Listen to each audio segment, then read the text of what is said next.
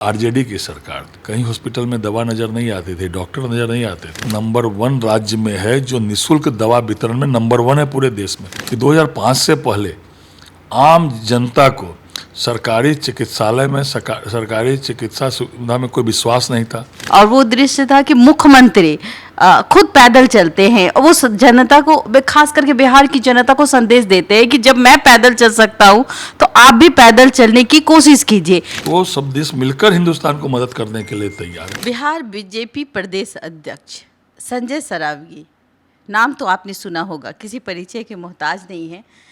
आज मैं इनके पास आई हूं और जानने की कोशिश है जिस तरीके से नरेंद्र मोदी जी ने अपने काफिलों को रोका है और 2 गाड़ियों के साथ वो दिखाई पड़ रहे हैं और लोगों को संदेश दे रहे हैं कि पेट्रोल और डीजल आप कैसे कम कर सकते हैं। और जिस तरीके से आज हम शीत युद्ध की तरह लड़ाई लड़ते हुए नजर आ रहे हैं, उन्होंने ये भी कहा कि सोना नहीं खरीदना है। इस पे भी बात करेंगे। और बिहार के प्रदेश अध्यक्ष हैं, तो कैसे हैं जी? धन्यवाद, ठीक हूँ।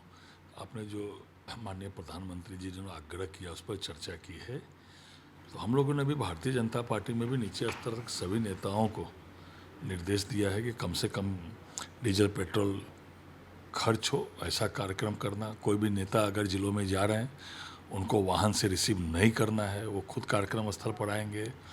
और राज्य सरकार ने भी, आदरणीय सम्राट चौधरी जी जो माननीय मुख्यमंत्री हैं, उन्होंने भी निर्देश जारी किया। आप देख रहे होंगे अधिकांश मंत्री लोकल अपने कार्यालय जा रहे हैं, तो अपने जो सुरक्षा वाहन है उसको लेके नहीं जा रहे। साथ ही कुछ मंत्री तो कोई बाइक से जा रहे हैं, कोई ऑटो से जा रहे हैं। माननीय आज मुख्यमंत्री, सबसे बड़ा एक दृश्य नजर आया और वो बहुत ही सुहावन था। और वो दृश्य था कि मुख्यमंत्री खुद पैदल चलते हैं और वो जनता को, खास करके बिहार की जनता को संदेश देते हैं कि जब मैं पैदल चल सकता हूं तो आप भी पैदल चलने की कोशिश कीजिए, जितना हो सके उतना कम व्हीकल का इस्तेमाल कीजिए। इस पे आप क्या कहेंगे? नहीं, वही तो मैं बोल रहा हूँ ना, मैं बोल ही रहा था कि माननीय मुख्यमंत्री जी खुद आज अपने जो कार्यालय, मुख्यमंत्री कार्यालय पैदल गए, कई मंत्री ऑटो से गए। कहने के सभी लोग यह संदेश दे रहे हैं आम जनता को भी, और खुद भी माननीय प्रधानमंत्री जी ने आह्वान किया है, वो पदचिन्हों पर चलते हुए आम लोगों को भी संदेश दे रहे हैं कि कम से कम पेट्रोल डीजल व्यय हो, इस पर चिंता करनी। क्योंकि जो विशेष परिस्थिति, वैश्विक स्थिति है, जिसके कारण क्रूड ऑयल का दाम बेतहाशा बढ़ गया, लाने में, ट्रांसपोर्टेशन में समस्याएं हो रही है। उसके बाद भी माननीय प्रधानमंत्री जी व्यक्तिगत वैश्विक संबंधों के आधार पर, या हमारी जो नीति है उस संबंधों के आधार पर आपस में युद्ध लड़ रहे हैं देश।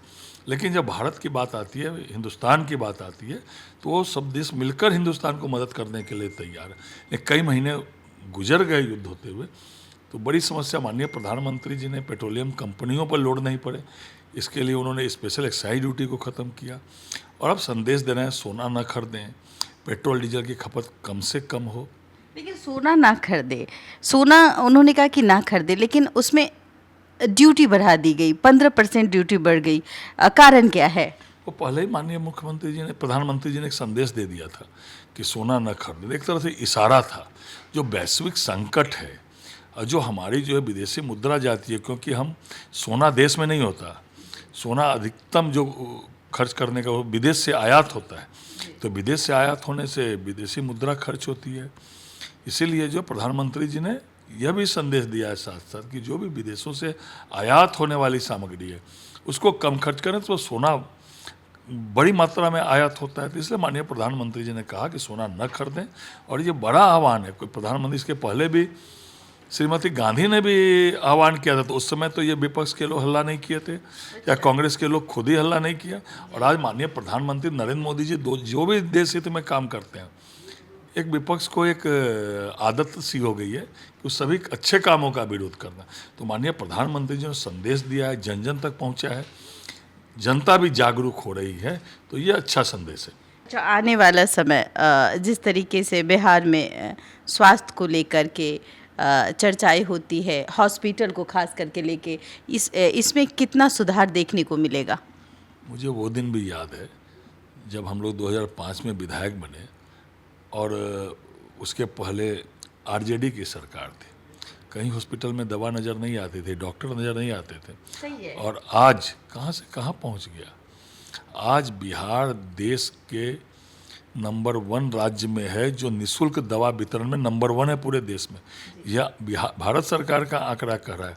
आज अस्पताल में जाइए, डॉक्टर मिलते हैं, अस्पताल खचाखच भरे हुए हैं। क्यों खचाखच भरे हुए हैं कि 2005 से पहले आम जनता को सरकारी चिकित्सालय में सरकारी चिकित्सा सुविधा में कोई विश्वास नहीं था, सरकारी अस्पताल नहीं जाते थे। आज सरकारी अस्पतालों में जगह नहीं है, इसलिए कि आम जनता में विश्वास जगह है। सरकारी हॉस्पिटल से लेके आज सुपर स्पेशलिटी से लेके बड़े बड़े अस्पताल आज बिहार सरकार द्वारा संचालित हो रहे हैं, बिहार सरकार ने खोला है। कहाँ से कहाँ स्वास्थ्य विभाग पहुँच गया। उसके बाद भी कुछ कुछ कमियाँ कई जगहों पर रहती है, उसको भी पूरा करने का काम राज्य की सरकार कर रही है। कल ब्लैक आउट हुआ और कहा जाता है पूरे भारत के प्रिय प्रधानमंत्री हैं और खास करके बिहार में जब ब्लैक आउट आपने देखा, किस तरीके से सफलतापूर्वक दिखाई गई, इस पे क्या कहेंगे आप? नहीं, पटना समेत 5 जिलों में बिहार में कल ब्लैक आउट हुआ है और हम लोग भी उस समय थे। तो जहाँ थे कितने 5 जिला है और 5 जिले में ब्लैक आउट हुआ। ये अच्छा है, अच्छी पहल है सरकार की। और अन्य राज्यों के कई जिलों में ब्लैक आउट हुआ है, तो ये अच्छी पहल है। इससे जो है लोगों को आदत बन जाएगी। कहीं कुछ अगर प्रशासन में है तो प्रशासन भी एक तरह से कर रहा था, तो ये अच्छी पहल है और बहुत आम जनता ने भी सराहा, सभी लोगों ने सराहा इसको।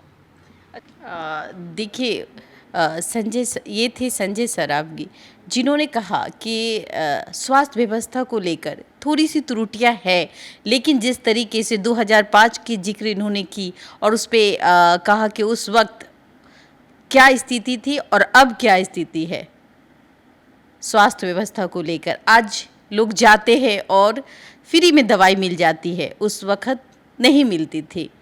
आप क्या सोचते हैं हमें ज़रूर बताइएगा। फिलहाल आप देख रहे हैं देशवाली न्यूज़। मैं आपकी दोस्त, आपकी होस्ट बबीता मिश्रा। तमाम खबरों को देखने के लिए हमारे चैनल को फॉलो और सब्सक्राइब करना न भूलें। धन्यवाद।